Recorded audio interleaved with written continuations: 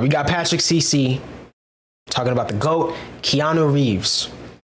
Bro refused to sell his soul to Hollywood, apparently. So let's see what that means. Most celebrities' lowest moments, biggest freakouts, or controversies draw the most interest from the general public. For Keanu Reeves, it's the total opposite. The more normal, down-to-earth, and humble he is, the bigger the response. In this 2011 video that has 16 million views, a woman backed her Mercedes SUV into Keanu Reeves' classic 1973 Norton Commando 750 motorcycle while the actor was inside a medical building. The Beverly Hills police showed up to document the incident. Keanu talks with them and the woman, just like any normal person would, and drives off after a couple of minutes. In this 2021 video, Keanu talks to his fans about his motorcycle. 8.3 million views, with people dissecting him like it's some kind of social experiment.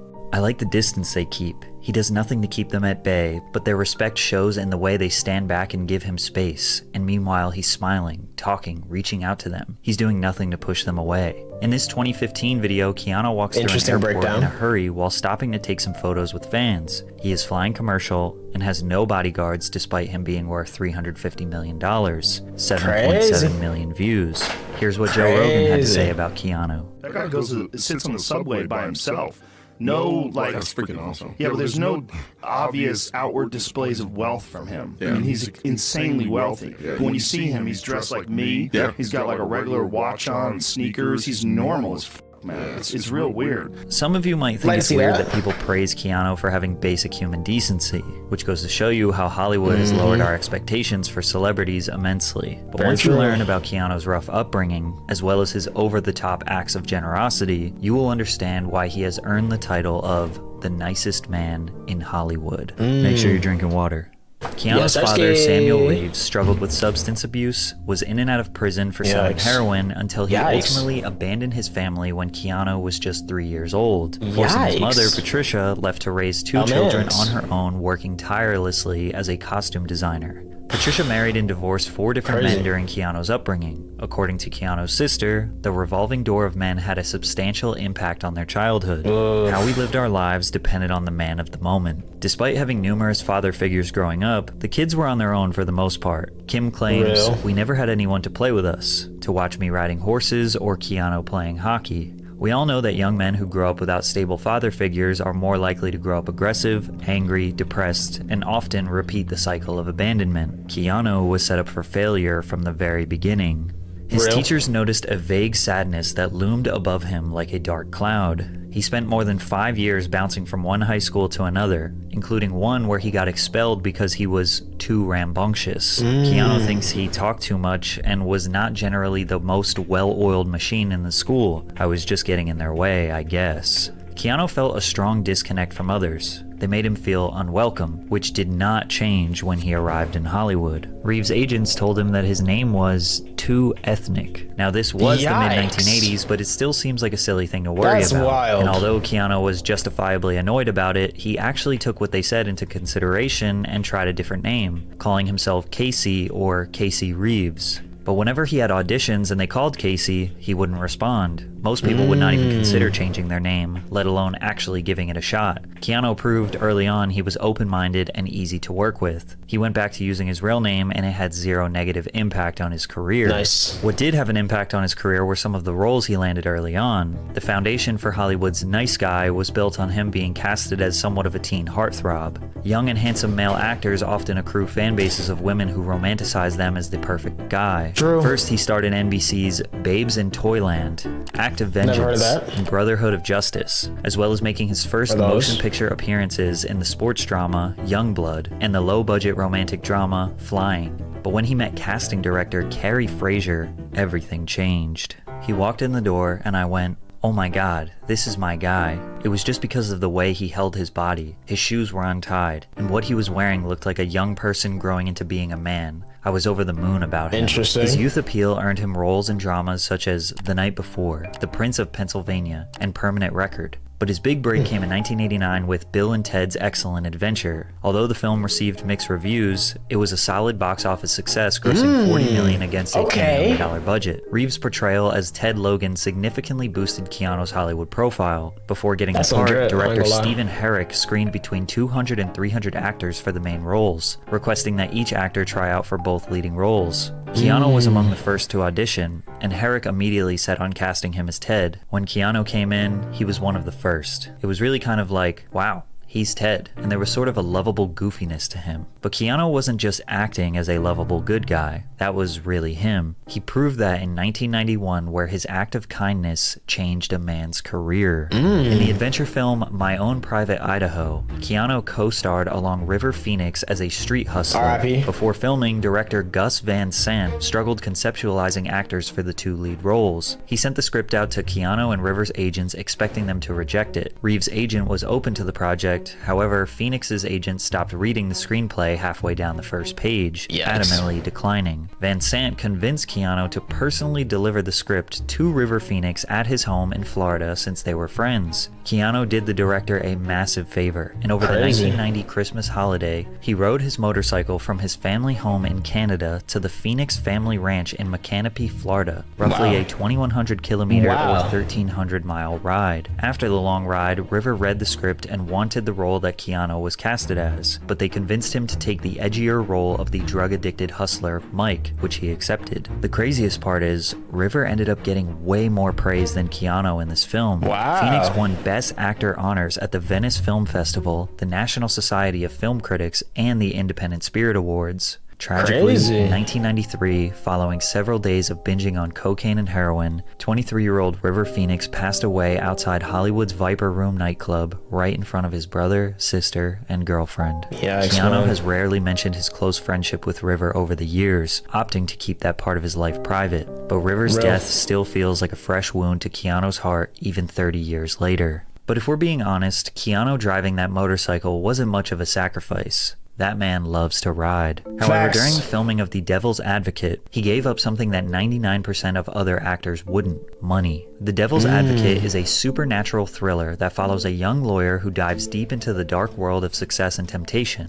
While casting, producers approached Oscar winner Al Pacino, who turned down the role of John Milton 3 separate times due to the cliche nature of the character. Pacino even suggested Robert Redford and Sean Connery for the role. Keanu reportedly took a substantial pay cut worth millions of dollars so that producers could meet Al Pacino's salary demands. And yet again, Keanu's sacrifice benefited everyone but him. The film grossed over $61 million at the box office, and Al Pacino's performance was highly praised as one of the few bright spots in the film, and it wasn't the last time he gave up some of his salary. The actor reportedly took a 90% pay cut 3 years later so that he could star alongside Gene Hackman in The Replacements. But it didn't really matter if Keanu was a great guy or not, because many people thought he was a mediocre actor. In his most successful film at this point, he was considered the worst performer. Bram Stoker's Dracula was the award-winning gothic horror film where Reeves portrayed Jonathan Harker. The film was critically and commercially successful, grossing $82 million worldwide, surpassing Point Break as Keanu's highest-grossing film. Although the film was a success, many critics disagreed with Keanu's casting and considered his performance weak. Total film writer Josh Winning said that Keanu's work spoiled the movie. He mentioned it in a 2011 list of 50 performances that ruined movies.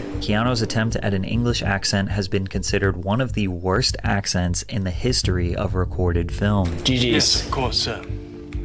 If I may inquire, what in fact happened to Mr. Renfield in Transylvania? But it doesn't stop there. In 1993, Keanu had a role in the Shakespearean-based romantic comedy Much Ado About Nothing. Despite receiving positive reviews, Reeves' casting once again garnered criticism, and he would be nominated for Worst Supporting Actor at the Golden Raspberry Awards. Yo, I was about to say, bro, that's an award, bro. Like, that's crazy. Drama films, Keanu's career was on life support. Luckily for him, something big was right around the corner. Speed, an action classic whose premise revolves around a bus that is rigged by a terrorist to explode if its speed falls below 50 miles per hour. Oh, that's this movie! Executives were looking for an actor to portray the protagonist, Officer Jack Traven. They considered Tom Cruise, Tom Hanks, Wesley Snipes, and Woody Harrelson, but landed on Keanu. And again, he had to make some major sacrifices for this role. The director, Jean de Bont, didn't want the character to have long hair, so Keanu shaved his head.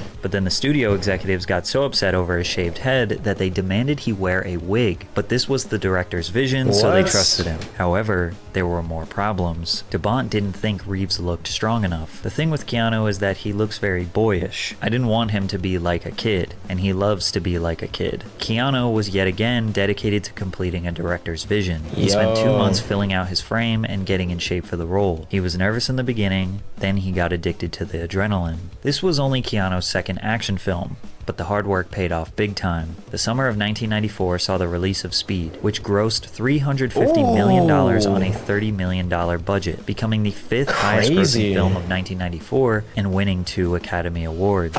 And if you needed another reason to know how little Keanu cares about money, he turned down a $12 million offer to star in Speed 2, Cruise Control. Despite the original being his most successful project to date at that point in his career, it wasn't against any of the artists that were involved in the project. But at the time, I'm sure we've all had this kind of feeling sometimes when things just don't feel right, and that's how I was feeling. Because of this decision, Keanu was blacklisted by 20th Century Fox for a decade. It was okay when he sacrificed his own money, but Hollywood executives will punish those that get in the way of making the millions. Unfortunately for them, the blacklist did not prevent Keanu from becoming a global superstar, because his next film was about to set him up for life. The Matrix depicts a dystopian future in which humanity is unknowingly trapped inside a simulated reality that intelligent machines have created to distract humans while using their bodies as an energy source. Keanu was not the producer's first choice. Will Smith declined because he thought the film was too ambitious. Nicolas Cage refused because he didn't want to film in Australia for that long. Brad Pitt declined to star in Fight Club. Good choice. Sandra Bullock felt that Neo should be a man and that she didn't fit. And even Johnny Depp declined, leaving them with Keanu, who felt lucky to be considered for this movie. In preparation for the role, Keanu spent several months enduring intense martial arts training, which was intense considering he was fighting a pretty serious injury.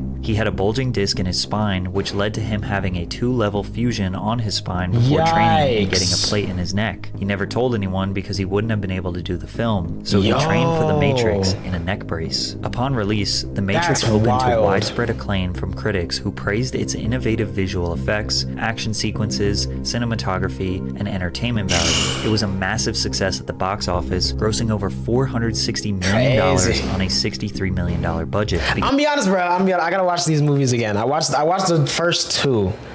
I didn't watch the third one. And I don't know, I guess at the time, like, I couldn't get into it, you know, but I want to watch them again. Becoming the highest grossing Warner Bros. Film of 1999 and the 4th highest grossing film of that year. Keanu reportedly made $14 million for his role before scoring an extra $49 million after the film because of the box office success. The Matrix is a classic, and although Keanu was a successful actor before, he had officially secured legendary status with this film, as if his father's abandonment and losing his best friend wasn't enough pain inflicted on Keanu. He was about to face another tragedy immediately at the highest point in his life. Keanu and his girlfriend, Jennifer Syme, were expecting the birth of their first child. The baby was stillborn 8 months into Jennifer's pregnancy, which they found out on Christmas Eve in 1999. Suffering from postnatal depression and the grief of losing their child, the relationship didn't last as Keanu and Jennifer eventually split. They remained good friends and were on the verge of getting back together until Jennifer died in a tragic car accident in 2001, just one day after she'd met with Keanu. And even with this unfathomable amount of tragedy, Keanu remains strong and uses his grief as motivation to give to others. Because shortly after this, Keanu started a cancer foundation. In 2009, Reeves revealed that he has a private foundation that's been running for 5 or 6 years, and it helps aid a couple of children's hospitals and cancer research. I don't like to attach my name to it, I just let the foundation do what it does. Where most celebrities try to indulge in their own moral grandstanding and pretentiousness when they do a good deed, Keanu kept it private for as long as possible, but his generosity doesn't stop there. During production of the sequel, The Matrix Reloaded, Keanu filmed a scene where his character Neo was involved in a battle fighting a bunch of clones of Agent Smith. The scene involved a dozen stuntmen who all acted as different Smiths in the scene. To thank them for their hard work, Keanu generously gave each member of the film's stunt team a brand new Harley Davidson motorbike. That, bro. And no, this wasn't the only time he ever gave gifts to cast. I heard about this, bro. I was like, man's got them all rolling like rollies, bro.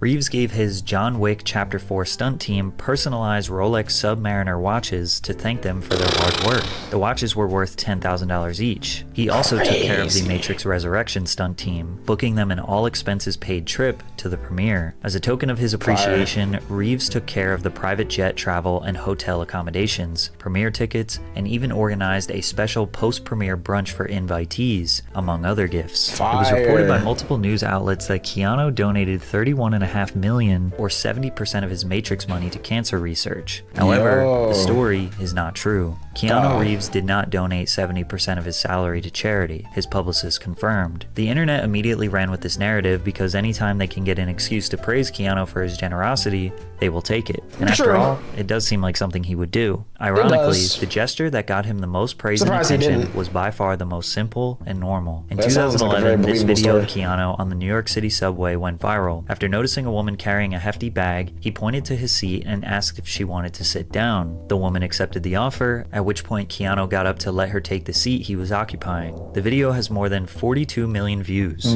Just the idea of him riding the subway instead of some limousine or having a personalized driver made people relate to the icon, let alone giving up his seat. Many photos of him with women went viral that point out his no touching policy. He's being coined a respectful king. It's not even just women though, he does that with men too. Because he refuses to rest his hand on women while taking photos with them, and he rather just floats it a few inches away from their back. Most celebrities' dark side or controversies drive the most engagement. For Keanu, it's the total opposite. Viral Keanu news is him giving to homeless people, or spending time with them on the street, or driving an old Toyota truck with puppies, showing a plush toy around China, or dropping genuine wisdom on us. What do you think happens when we die, Keanu Reeves? I know that the ones who love us will miss us. With all the pain Keanu has experienced, combined with the massive success he's had in Hollywood, he chose to remain a kind-hearted, humble man rather than a self-righteous narcissist. Most celebrities sell their souls for fame and fortune. Keanu uses his fame and fortune to help others. And although it may seem like he is over-celebrated for the smallest acts of kindness, Keanu Reeves has proved time and time again that he isn't a great guy by Hollywood standards. He is just a great human being. Real. Hey, man. W-Vid, bruh. W Keanu Reeves. Honestly, I'm not a motorcycle guy, but the bikes that Arch makes, or is it Arc? I think it's Arch. Bro, so hard. Like, I'm not a motorcycle guy at all. I'm a car guy. Always have been car guy through and through. I like trucks too. But, man, those are sick. And I guess that's just because you can feel the passion, you know, in him for motorcycles that's then translated into making them. But anyways, Burrs is a good dude, man. Let us see it, honestly. You really do. And it's crazy that Burrs shaved his head, but you know what I'm saying? He got it back. He got it back. Which honestly, I feel like he like I can't really take him as serious with short hair. Like he's one of those people that just looks better with long hair, you know? Like I feel like that fits him more. I feel like not even that he looks better, it just fits him more.